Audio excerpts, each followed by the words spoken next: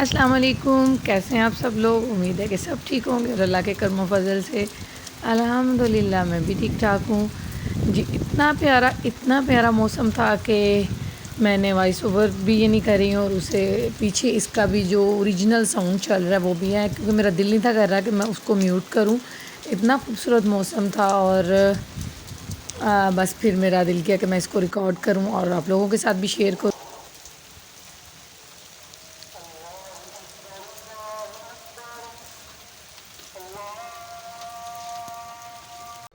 अस्सलाम वालेकुम, कैसे हैं आप सब लोग। उम्मीद है कि सब लोग ठीक होंगे और अल्लाह के करम फजल से अल्हम्दुलिल्लाह मैं भी ठीक हूँ जी। आज का व्लॉग मैं स्टार्ट कर रही हूँ। दोपहर के 2:30 बज रहे हैं तो हम लोग जा रहे हैं हॉस्पिटल। मेरे हस्बैंड का आज ऑपरेट है तो हॉस्पिटल के लिए निकलने लगे थे, तो मैंने सोचा कि ये भी आप लोगों के साथ शेयर करती हूँ। उनका सेकंड टाइम ऑपरेट हो रहा है तो आप लोगों से रिक्वेस्ट है कि आप लोग भी दुआओं में ज़रूर शामिल रखिएगा। अल्लाह ताला उनको सेहत और तंदुरुस्ती वाली ज़िंदगी दे। तो एक और आप लोगों के साथ बात शेयर करती चलूँ कि हमारे यहाँ पे डॉक्टर्स जो है ना, इंसानों को तो इंसान समझते ही नहीं हैं। उनका जो फर्स्ट टाइम ऑपरेट हुआ है वो भी उन्होंने बोला कि बिल्कुल ठीक हुआ है जी। तो जैसे ही हम लोग मतलब वो प्रॉपर ठीक नहीं थे हो रहे, दिन ब दिन यानी पेन्स उनकी वैसी की वैसी थी। फ़ील नहीं उनको हो रहा था कि उनकी पेन्स कम हुई हैं या उनको ऑपरेट उनका हुआ भी है या नहीं हुआ। तो हम लोग भी डॉक्टर के साथ रेगुलर कांटेक्ट में थे, लेकिन ये है कि वहाँ पे बार बार लाहौर जाना हमारे लिए पॉसिबल नहीं था। तो हम गुजरांवाला से दूसरी डॉक्टर के पास गए हैं तो उन्होंने बोला कि जी आपका तो ऑपरेट उन्होंने सही तरीके से किया ही नहीं है जैसा होना चाहिए। उन्होंने हमें सर्च करके मोबाइल से सारा कुछ दिखाया कि ऐसे होना चाहिए, लेकिन आप लोगों का ऐसे इन्होंने ऑपरेट नहीं किया। तो आप कैसे ठीक होंगे, अपनी टांगों पे कैसे चल पाएंगे। तो इसलिए फिर दोबारा से उनका ऑपरेट हो रहा है। तो खुदारा डॉक्टर से ये अपील है कि इंसानों की तरह ही ट्रीट करें, जानवरों की तरह ट्रीट ना करें। आखिर वो अपने घर का कोई सरबरा होता है, कोई बेटा, कोई भाई, कोई शौहर, कोई बाप है, तो उस पे ज़िम्मेदारियाँ हैं, उस पे 100 ऐसे काम होते हैं। तो वो कब तक अपने एक बिस्तर पे पड़ा रहे, मतलब साला साल आप बिस्तर पे उसको डाल देते हैं। इस चीज़ का एहसास करना चाहिए। इंसानों को इंसान का एहसास होता है, जानवर नहीं इंसानों का एहसास करते, लेकिन यहाँ पे इंसान ही जानवर बने बैठे हैं। आप लोगों से दरख्वास्त है कि आप सब भी मेरे हस्बैंड के लिए दुआ कीजिएगा, उनको अपनी दुआओं में शामिल रखिएगा। अल्लाह ताला उनको सेहत और तंदुरुस्ती वाली ज़िंदगी दे और अपनी टांगों पे वो खड़े हो सके दोबारा और चल फिर सके और अपना और हमारा सहारा बन सके। आमीन सुम्मा आमीन। 4 माह पहले भी उनका ऑपरेट हुआ था, तो मैंने व्लॉगिंग तो मैं तकरीबन 2 डेढ़ साल से कर रही हूँ, लेकिन मैंने आप लोगों के साथ वो बात शेयर नहीं थी की। फिर मैंने सोचा कि इसका व्लॉग मैं बनाती हूँ और आप लोगों के साथ शेयर करती हूँ। मैं भी अल्लाह ताला किसी की भी दुआ अपनी बारगाह पे कबूल कर ले, तो इसलिए ये बनाया है, वरना मैं कभी भी इस तरह के व्लॉग्स नहीं बनाऊँ। जी अभी हम लोग निकल चुके हैं हॉस्पिटल के लिए। हम लोग जा रहे हैं, हमारा टाइम 2 बजे का था, लेकिन हमें वहाँ पे तकरीबन जब हम लोग पहुँचे तो 3:45 का तकरीबन टाइम था, लेकिन हम लोग फिर भी जल्दी पहुँच गए थे। लेकिन ये है कि उन्होंने एडमिट करना होता है, अपना ट्रीटमेंट स्टार्ट करते हैं चाहे लेट नाइट ही क्यों ना ऑपरेट करना हो। तो यहाँ पे बारिश वाला दिन था, आपको मैंने जैसे कि दिखाया था पहले, सुबह का मौसम भी चेक कराया था, बहुत अच्छा मौसम था।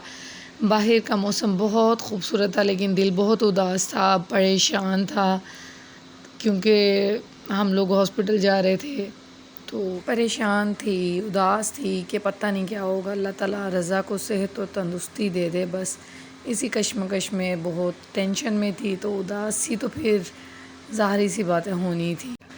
दिल में एक डर सा भी था, क्योंकि पहले जब करवा बैठे हैं ऑपरेशन तो अभी तक ठीक नहीं हो पा रहे थे, लेकिन अब सेकंड टाइम करवाने जा रही थी और परेशानी है। अल्लाह पे उम्मीद पूरी है, लेकिन फिर भी परेशान थी कि अल्लाह ताला सब खैर करे और खैर खैरियत से वो अपनी टांगों पे दोबारा से खड़े हों और चल फिर सकें। तो बस यही थोड़ा सा प्रॉब्लम चल रहा था, लेकिन ये है कि मैं चाहती थी कि मैं आप लोगों के साथ पहले भी प्रॉपर एक ये बातें शेयर करूं कि हमारे साथ हुआ क्या, डॉक्टर्स ने क्या कहा, क्या हुआ, रज़ा ने किस किस्म की मेडिसिन यूज़ की और रज़ा की टांगों में प्रॉब्लम हुई कि वो अपने पैरों पे खड़े नहीं हो पा रहे। तो शेयर करने को दिल करता था, लेकिन फिर किसी वक्त पूरा व्लॉग इस पे बनाऊँगी इंशाल्लाह ज़रूर। मैंने सोचा हुआ था कि मैं एक प्रॉपर व्लॉग करूँ इस पे सारी बात को लेके कि क्या हुआ क्या नहीं हुआ, लेकिन फिर ये होता था कि बाज़ लोग होते हैं कि ये बातें करेंगे शायद हमदर्दियाँ समेटने के लिए, ये वाले व्लॉग इस तरह के बना रही है, ये कर रही है, तो इस वजह से मैंने ना कोशिश ही नहीं की। हालांकि 4 माह पहले भी हमने ऑपरेशन करवाया था, और अगर मैं ये वाला व्लॉग बनाती भी ना कि हमारे साथ हुआ क्या है, किस तरह से कहाँ से चले और कहाँ पे पहुँचे हैं, तो मेरे ख़्याल से इससे काफ़ी ज़्यादा लोगों को फ़ायदा भी मिल जाना था मेरी इन बातों से। बहुत से लोग एहतियात भी कर सकते थे कि वाकई में ऐसा हम ये वाली मेडिसिन ना यूज़ करें, क्योंकि डॉक्टर हमें प्रॉपर बताते ही नहीं है कि आपको किस किस्म की मेडिसिन दे रहे हैं और क्या दे रहे हैं और इससे क्या साइड इफ़ेक्ट है और क्या नहीं है, कुछ भी नहीं बताते।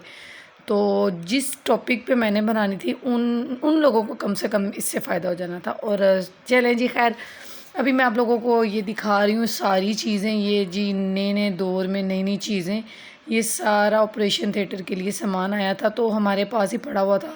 तो फिर मैंने सोचा कि क्यों ना इसको भी मैं व्लॉग में शामिल कर लूँ कि ऑपरेशन हम करवाने आए हैं, और जब सामान मंगवाने की बारी आती है तो ये देखें कि कितना कितना बर्डन डाल देते हैं और क्या क्या चीज़ें मंगवाते हैं।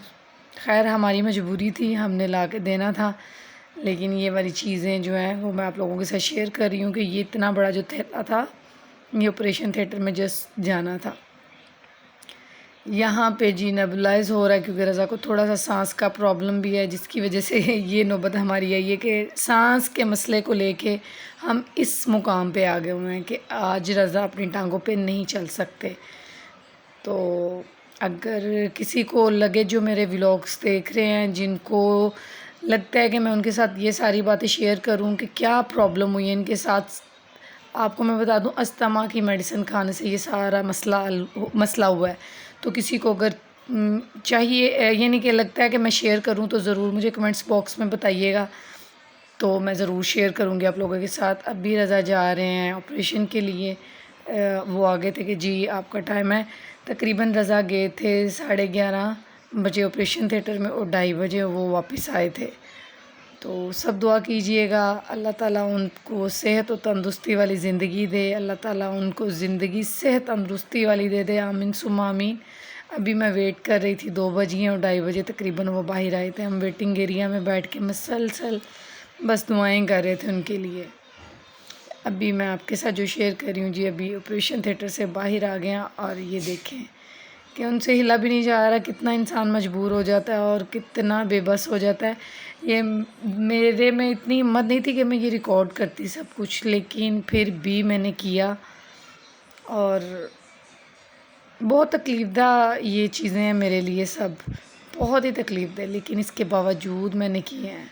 ये बिल्कुल ग़नूदगी में थे, उनको होश नहीं था इतना, बातें कर रहे थे थोड़ी थोड़ी, जो उनके माइंड में पहले की थी वो ही हमारे साथ कर रहे थे।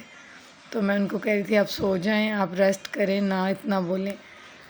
बाकी जी आप लोगों से बस गुजारिश यही है कि आप लोग भी ज़्यादा से ज़्यादा दुआ कीजिएगा कि रज़ा दोबारा अपने पैरों पे खड़े हो सकें, और इंशाल्लाह एक प्रॉपर व्लॉग भी मैं ज़रूर करूँगी। आप लोग कमेंट्स बॉक्स में मुझे ज़रूर बताइएगा, दुआएं भी दीजिएगा और बताइएगा कि मैं क्या आप लोगों को सारी ये वाली बात बताऊँ कि कहाँ से चले और हम कहाँ तक आए हैं। अगर आप लोगों को मेरी वीडियो पसंद आई हो तो लाइक शेयर एंड मेरे चैनल को सब्सक्राइब ज़रूर कीजिएगा।